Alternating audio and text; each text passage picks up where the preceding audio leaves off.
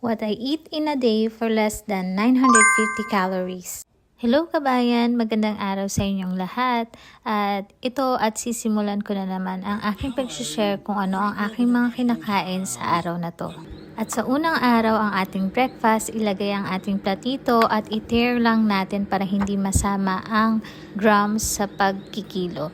So, ang aking breakfast ay itong rock melon na merong 71 calories.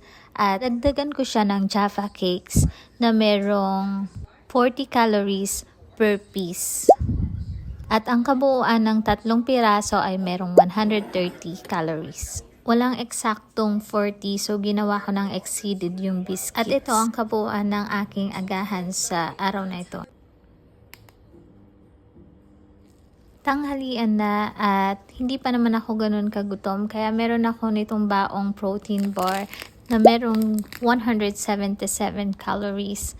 Pero ginawa ko na lang siyang 179 kasi walang eksaktong 177. So, nagdagdag lang ako ng ginger lemon tea para sa aking tanghalian na may 4 calories.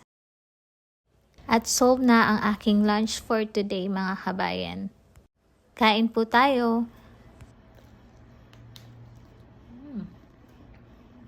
Nagdagdag din pala ako ng zero sugar na electrolytes drinks at inad ko na yan sa aking lunch. At ang bilis ng araw at hapunan na. At ito ang aking dinner for tonight. Butter fish fillet na may kasamang Greek style salad kit. Niready ko na nga ang aking plato at i-back to zero natin para hindi siya masama sa timbang. At itong salad na to ay napakasarap at napakasustansya. Gusto ko rin yung pinaka-lasa ng salad ng Greek style.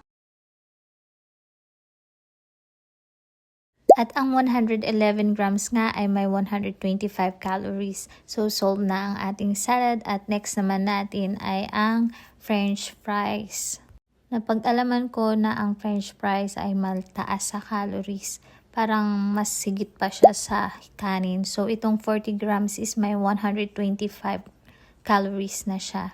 At nag-add lang ako ng 2 strips ng fish butter fillet. At ready na ang ating dinner for tonight. At ang kabuuan ng aking dinner ay mayroong 475 calories.